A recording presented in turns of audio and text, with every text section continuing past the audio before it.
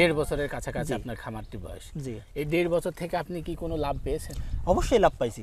লাভ যদি না পাতাম তাহলে তো আসলে এই পর্যন্ত আসতাম না। লাভ পাইছি মানে আমি যা আনিছি আমার 1 বছরেই তার ডবল হয়ে গেছে। তাই?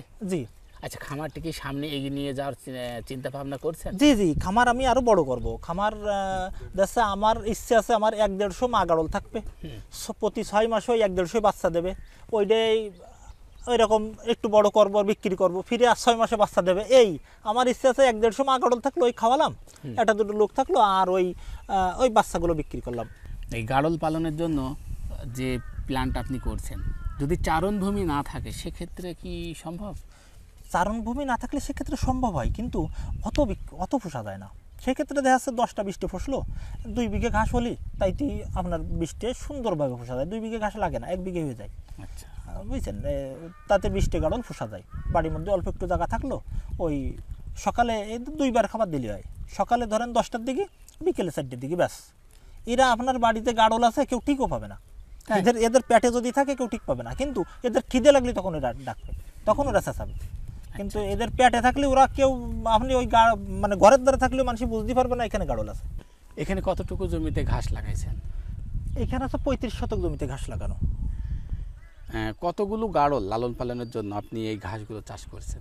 এই যে আমার যে গাড়লগুলো আছে সব গাড়লগুলোরে খাওয়াই, আবার ওই এক কল দিয়ে কাটতে খাওয়াই, আস্তে আস্তে ওই কলতে আবার বড় হয়ে যায়। এই কলে আসি, ওই কলতে বড় হয়ে যায়, আবার ওই কলতে খাওয়াই, খাওয়াতে আবার আসতে যায়, আবার দেশে এই কলতে বড় হয়ে যায়। তার মানে কখনো জমি থেকে ঘাস শেষ হয় না? না, ঘাস শেষ হয় না। আচ্ছা, এটা কি জাতের ঘাস? এটা হচ্ছে স্মার্ট নেপিয়ার। এর প্রোটিন পার্সেন্ট হচ্ছে 22-25%। এই ঘাস আপনি দিনে কখন খাওয়ান? এই ঘাস আমি খাওয়াই সকাল 10টায় একবার দিই, আর হচ্ছে বিকেল 4টায় একবার দিই, ব্যাস। দিনের ভিতরে 2বার দিলেই হয়, আর দেওয়া লাগে না। আমার 2 আটি ঘাস লাগে এই 40টা গাড়লে। তাই? জি। সেচ দেওয়া লাগে? জি। এই কতদিন পর? এই যখন দেখতে হয় যে জমিটা একটু টাইনে গেছে, এই যে টাইনে গেছে, আমি কালকে সেচ দিয়ে দেবো, পানি দিয়ে আবার সার দিয়ে দেবো। দেখবেন 1 সপ্তাহ পরে এসে দেখবেন আপনি পুরো মানে এই বই দেখতে পাচ্ছেন আর, মানে এরকম হয়ে যাবে, আর চেঞ্জ হয়ে যাবে মানে পুরো। তাহলে যেসব এলাকায় চারণভূমি নেই বা অল্প আছে, সেই এলাকার আমার দর্শক বন্ধুরা যদি গাড়ল লালন পালন করে, তারা এই ঘাস চাষ করে আর অল্প চারণভূমিতেই তারা গাড়ল লালন পালন করতে পারবে। আচ্ছা, সর্বোচ্চ কত পিস পর্যন্ত সে সামলাতে পারবে ঘাস চাষ করে? যদি এইরকম সে ঘাস চাষ করে তাহলে ওই ধরেন 20 পিস হলে তার বিক্রি করতে গেলে আরো 20 পিস যখন বাচ্চা দেবে, সেই পরে আবার বাচ্চা দিলে তো বিক্রি করতে হবে, তার আগে তো বিক্রি করতে পারবে না। তার জন্য 20 পিস যদিও রাখে, তার টার্গেট থাকবে সবসময় তার খামারে 40 পিস গাড়ল থেকে যাবে। আচ্ছা, যখন ফিরে আর 20 পিস হবে তখন ওই 20 পিস বিক্রি করে দেবে।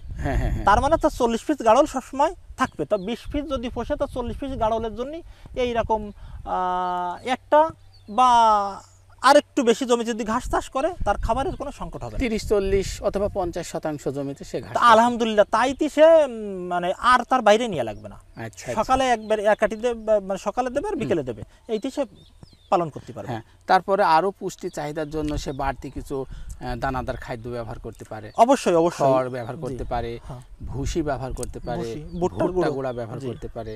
এগুলো মিক্সড করে দিলে গাড়ল অনায়াসে সে সুন্দরভাবে লালন পালন, হ্যাঁ সুন্দর, তাহলে তার গাড়লের স্বাস্থ্যটা ঠিক থাকবে। লাভের পরিমাণটা একটু কম হবে, কিন্তু লাভ তো বেশি করতে চাইলে হবে না, তাদের দিকেও তো খেয়াল রাখতে হবে যাতে তারা সুস্থ থাকে। কিন্তু আমি এই ঘাস খাওয়াই বলে আমি দেখি তাদের আর লাগে না। এই জন্যই তো আর একটা জিনিস, যে বেশি চর্বি হয়ে গেলে অনেক সময় ক্ষতি হয়, তার জন্য আমি শুধু ওই বিলের ঘাস আর এই আমার লাগানো ঘাস খাওয়াই, এর ব্যতিরিক্ত বাইরে আমি কিছু খাওয়াই না। এইটি উপর আল্লাহর রহমতে আমার হয়ে যায়। আচ্ছা, তাহলে মোটামুটি এই ঘাসের নিচে যে ঘাসগুলো আছে এগুলো খায়? জি জি, ওরে বাবা, প্রচুর খায়, প্রচুর খায়। তো আপনি তো কোনো ঘাস না, আপনি ঘাস হবে এইরকম উঁচু হয়ে যাবে, এখন পানি দেবো, এই ঘাস এইরকম উঁচু হয়ে যাবে, আপনি মাটি দেখতে পারবেন না, আপনার পাও দেখতে পারবেন না।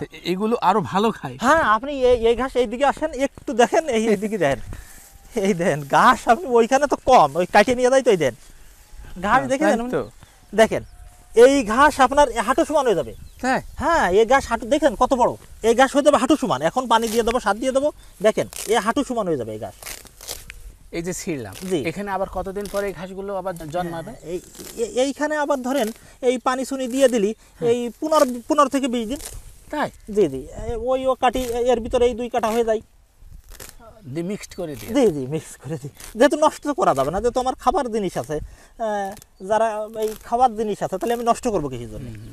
দেখেছেন এই যে, তাহলে এগুলো আমরা একটু গাড়লকে দিয়ে দেখবো কেমন জি খায়। এ প্রচুর খাই, এই দেখেন কি পরিমাণে ঘাস, এটাতে এই অনেক জায়গায় কেটে নিয়ে যাওয়া হয়েছে এই জন্যে, দেখছেন প্রচুর খায় এরা।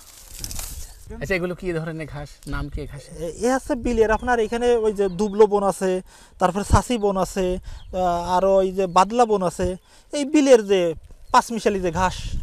দেখুন দর্শক বন্ধুরা, দেখেন আমরা বাগান কিভাবে থেকে খায়। যে ঘাসগুলো নিয়ে আসলাম সেগুলো দিয়েছি, দেখুন এই যে আয় খাচ্ছে। বাহ, সুন্দরভাবে খেয়ে নিচ্ছে। প্রচুর খায়, প্রচুর খায়, ওরা তো একটু ভয় পাচ্ছে মানুষজন দেখে, প্রচুর খায়।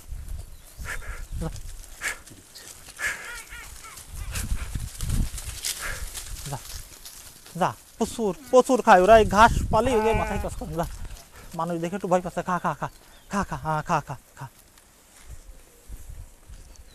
দেখুন দর্শক বন্ধুরা, আপনারা চাইলে এই ঘাস চাষ করেও গাড়ল পালন করতে পারবেন, তবে বেশি নয়, কম দিয়ে শুরু করবেন, ভালো হবে।